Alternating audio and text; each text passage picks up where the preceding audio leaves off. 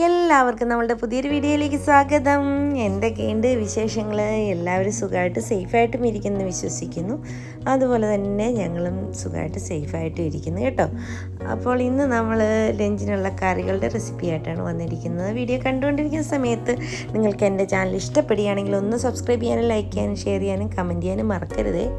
അതുപോലെ തന്നെ സബ്സ്ക്രൈബ് ചെയ്യാതെ ആരെങ്കിലും കാണുന്നുണ്ടെങ്കിൽ പ്ലീസ് ഒന്ന് സബ്സ്ക്രൈബ് ചെയ്ത് സപ്പോർട്ടും കൂടെ ചെയ്തേക്കണേ. സ്കിപ്പ് ചെയ്യാതെ വീഡിയോ മുഴുവൻ ഒന്ന് കണ്ട് സപ്പോർട്ട് ചെയ്യണേ.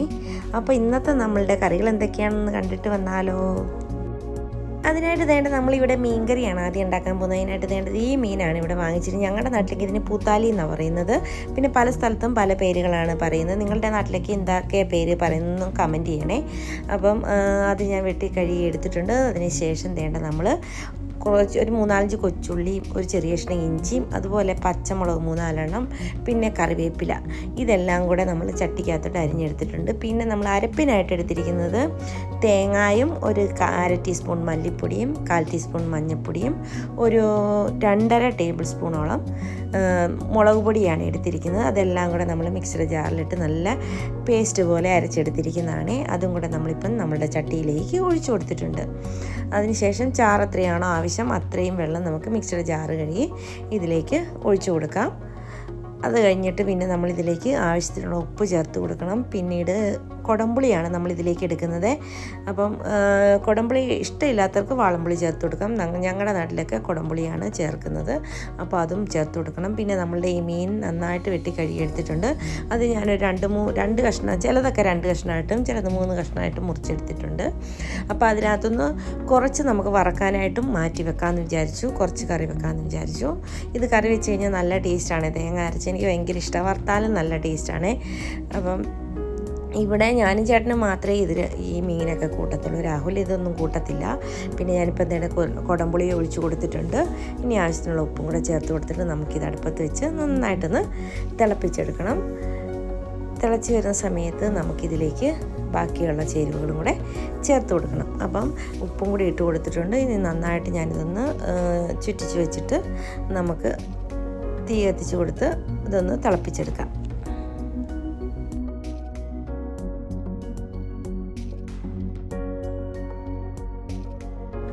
കറി അടുപ്പത്ത് വെച്ചതിന് ശേഷം വേണ്ട നമ്മൾ മീൻ പുരട്ടി വെച്ചിട്ടുണ്ട്. മുളക് പൊടിയും കുരുമുളക് പൊടിയും അതുപോലെ തന്നെ പെരുംജീരകത്തിൻ്റെ പൊടിയും ഉപ്പും വിനാഗിരി എല്ലാം കൂടെ ചേർത്ത് നന്നായിട്ടൊന്ന് മിക്സ് ചെയ്തെടുത്തിരിക്കുന്നതാണ്. അപ്പം ഇതിനകത്ത് ഞാൻ ഇഞ്ചിയും വെളുത്തുള്ളി പേസ്റ്റൊന്നും ചേർത്ത് കൊടുത്തിട്ടില്ല. അതൊക്കെ ഇനി റെഡിയാക്കാൻ എടുക്കാനുള്ള മടി കൊണ്ടാണ് അതൊന്നും ചെയ്തിട്ടില്ല. അതെല്ലാം പുരട്ടി ഒന്ന് മാറ്റി വെക്കാം. അതിന് ശേഷം നേടെ കപ്പളങ്ങയാണ് എടുത്തിരിക്കുന്നത്. നമ്മൾ കഴിഞ്ഞ ദിവസം ഫാമിൽ പോയപ്പോഴത്തേന് വാങ്ങിച്ചതാണ്. അത് തോരൻ വെക്കാമെന്ന് വിചാരിച്ചു. വേണ്ട ഇപ്പോൾ ആ സമയം കൊണ്ട് നമ്മളുടെ കറി നന്നായിട്ട് തിളച്ച് വന്നിട്ടുണ്ട്. ഇതിലേക്ക് ഞാനിപ്പം പച്ച വെളിച്ചെണ്ണ ഒഴിച്ചു കൊടുത്തിട്ടുണ്ട്.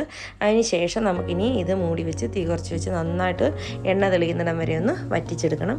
അപ്പോൾ അതിനായിട്ട് ഞാനൊന്നിത് മൂടി വെച്ച് കൊടുക്കാൻ പോവാണേ.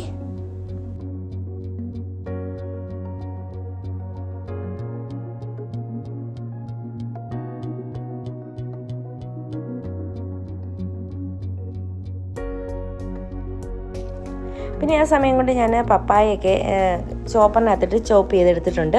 അപ്പോൾ അതിലേക്ക് അതൊന്ന് കടുക് വറുത്തിടണം. അതിനായിട്ട് വേണ്ട എണ്ണയൊഴിച്ച് കടുകിട്ട് പൊട്ടി വരുമ്പം അതിലേക്ക് നമ്മൾ കറിവേപ്പില ഇട്ട് കൊടുക്കാം. കറിവേപ്പില ഇട്ട് കൊടുത്ത് കറിവേപ്പില മൂത്ത് വരുന്ന സമയത്ത് നമ്മൾ ചോപ്പ് ചെയ്തിരിക്കുന്ന നമ്മുടെ കപ്പളങ്ങായും കൂടെ അതിലേക്ക് ഇട്ട് കൊടുക്കാം.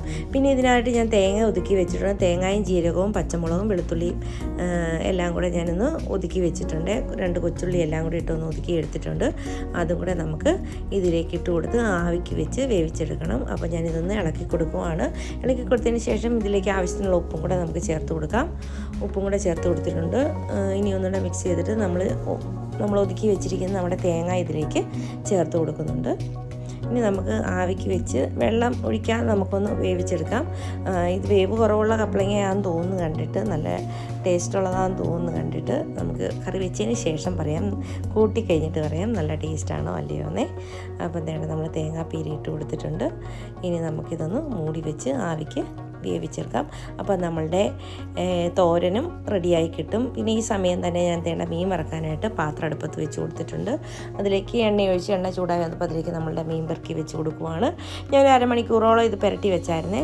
അപ്പോൾ ഇഞ്ചിയും വെളുത്തുള്ളിയും കൂടി ഇടുവാണെങ്കിൽ ഒന്നുകൂടെ നല്ല ടേസ്റ്റാണ്. പക്ഷേ എനിക്ക് അന്നേരത്തേക്കിനൊരു മടി തോന്നി, അതുകൊണ്ട് ഞാൻ ചെയ്തില്ല. ഇങ്ങനെ വറുത്ത് കഴിഞ്ഞാൽ ടേസ്റ്റാണ്. പെരിഞ്ജീരകത്തിൻ്റെ പൊടിയൊക്കെ ചേർത്ത് വറുക്കുന്നതുകൊണ്ട് നല്ല ടേസ്റ്റാണ്.